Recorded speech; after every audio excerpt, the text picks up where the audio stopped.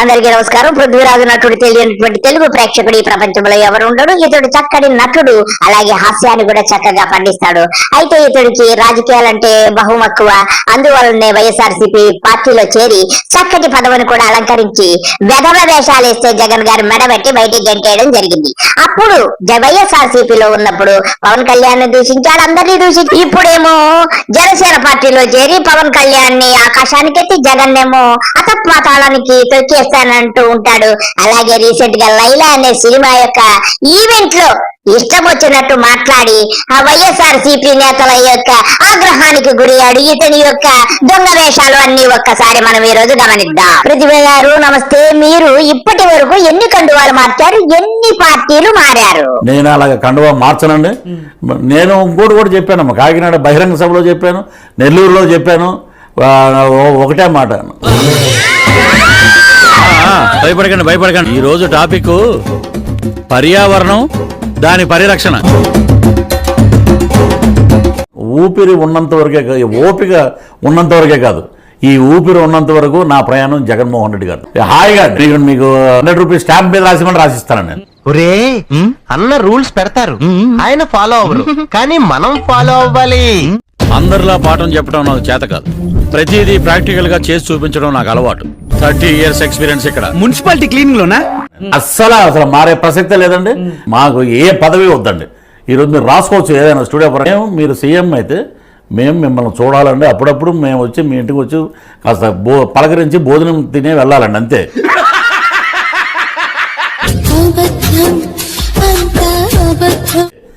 మాకేంటంటే we want to see Jaganmohan Reddy garu సీఎంగా ఉండాలి, పేద ప్రజలకి మంచి అభ్యున్నతి రావాలి, సంక్షేమం రావాలి. That is our motto. ఏంటి బాబు అన్న ఇంకోసారి? ఇప్పుడు అందరూ మళ్ళీ నాగబాబు గారు, మళ్ళీ చిరంజీవి గారు అందరూ నవ్వుతూ మాట్లాడినప్పుడు అంతా ఇప్పుడు నాగబాబు గారు ఎప్పుడు వెన్నట్టు ఉంటారు, ఎలా ఉన్నావు ఏంటి, ప్రతిరోజు ఆ సినిమా బాగుంది, ఈ సినిమా బాగుంది, ఏదో డిస్కషన్ జరుగుతూనే ఉంటుంది. ఆర్ట్ఫుల్గా నేను అప్పుడప్పుడు ఇంటికి వెళ్తుంటాను, మాట్లాడుతుంటాను.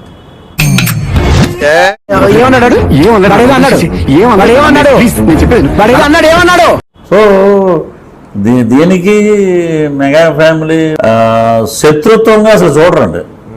శత్రువు అనేవాళ్ళు లేరు వాళ్ళకి.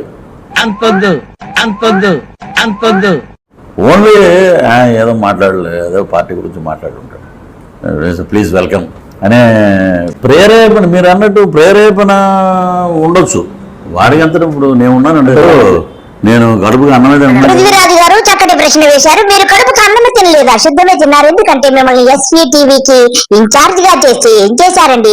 అశుద్ధం తిని దాంతో దీంతో కులికి నానా రచ్చ చేశారు కదండి. అశుద్ధం తిన్నారే కదా సార్.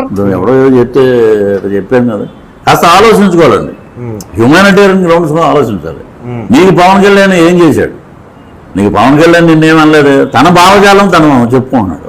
నచ్చట్లే అంటే ఇది ఇప్పుడు ఒక్కొక్కళ్ళు ఒక్కొక్క భావజాలం అండి. పుస్తకాలు, పెరిగిన వాతావరణం, మెగాస్టార్ బ్రదరు, అవన్నీ ఆయన పరిగణలో తీసుకోవాలండి. ఎక్కడో ఫామ్ హౌస్ లో ఎక్కడో కూర్చొని నొలక మంచం మీద పడుకుని ఆవులకి చేసుకుంటూ అలా ఉన్నాడు. పృథ్వీరాజు గారు చక్కటి మాటలు చెప్పారు పవన్ కళ్యాణ్ గారి గురించి. నులక మంచం వేసుకుని ఆవులకు, గేదెలకు, పందులకు గడ్డి వేస్తూ చక్కగా అప్పుడప్పుడు నులక మంచానికి పని చెప్తూ ఉంటారా? అతను పేద ప్రజల కోసం నేను మాట్లాడాలని ఉన్నాడు, కానీ ఇలాగా వేరే సంబంధాలు పెట్టి పొలిటికల్గా మాట్లాడు. పొలిటికల్గా ఆయనే అన్నాడు, పొలిటికల్గా తిట్టండి, పొలిటికల్గా మాట్లాడండి, ఈ విధానాలు కరెక్ట్ కాదు, మాట్లాడండి. వ్యక్తిగత జీవితం టార్గెట్ చేయడం. పృథ్వీరాజు గారు ఇప్పటి వరకు పవన్ కళ్యాణ్ ని పొగిడింది చాలా బాగుంది. ఇకపోతే పవన్ కళ్యాణ్ ని గురించి ఇంకొకలాగా ఇంకోలా చెప్పండి పృథ్వీరాజు గారు. ఇప్పుడు జనసేన పార్టీ కూడా అదే అన్నారు, ఏదన్నా సేవ చేయాలంటే రాజకీయం మాకు అధికారం అక్కర్లేదు, మేము పక్కన ప్రశ్నిస్తాం అన్నారు. మరి వాళ్ళెందుకు వచ్చారు పార్టీలోకి? ఇప్పుడు పోటీ ఇవన్నీ నాలుగులు టంగ్ స్లిప్ మాటలు ఇవి వాళ్ళవే. నేను చెప్తున్నాను కదా, ఇప్పుడు పవర్ అక్కర్లేదు. ఎప్పుడైనా సరే ఒక సామాజిక సేవ చేయాలంటే ఇది పవర్తో సంబంధం లేదండి. అటువంటిప్పుడు మరి పవన్ కళ్యాణ్ గారు ఎందుకు అధికారం? పృథ్వీరాజు గారు నిన్నగాక మొన్న లైలా సినిమా ఈవెంట్ లో వైసీపీని ఉద్దేశించి ఏమి బాగారు, తర్వాత ఎలా వాత పెట్టుకున్నారు, ఎలా క్షమాపణలు చెప్పారు ఒకేసారి అది కూడా చూద్దాం. అది యాదృచ్ఛికంగా జరిగిందో ఇంకోటి జరిగిందో తెలియదు, కానీ సుమగారు మేకల సత్యాన్ని పట్టరండి అని చెప్పి తీసుకురమ్మంటాడు. తీసుకెళ్ళి ఒక మేకలు ఉంటాయి గ్యాప్లో షార్ట్ గ్యాప్లో ఎన్ని ఉన్నాయిరా అన్న ఈ ఒక 70 అండ ఈ ఒక 80 అండ 150 ఉన్నాయి మేకలు. డైరెక్ట్గా వినండి, 150 మేకలు ఉంటే లాస్ట్ సినిమా అయిపోయాక ఇంకో సీన్ ఉంది. నా బాంబర్దులు రాగానే నన్ను రిలీజ్ చేస్తారు. కరెక్ట్గా లెక్కేస్తే 11 ఉన్నాయండి. ఇది ఏమిటో నాకు అర్థం అవ్వలేదు. అయ్య గారికి అప్పుడు అర్థం కాలేదు కానీ తరువాత వైసీపీ వారు మాటల యుద్ధముతో దాడులు చేస్తుంటే విలపిస్తూ హాస్పిటల్లో చేరి రొప్పున ఏడుస్తూ తరువాత ఇలా క్షమాపణ చెప్పాడో కూడా చూద్దాం. అలాగా మాకు అన్నీ అలాగా సినిమాలో బ్రహ్మాండమైన ఇన్సిడెంట్లు పెట్టారు. ఈ అవకాశాన్ని ఇచ్చినటువంటి బ్యానర్ ఈ ప్రొడ్యూసర్ గారికి అందరికీ మరొక్కసారి నమస్కారాలు తెలియజేస్తూ థ్యాంక్ యూ సార్.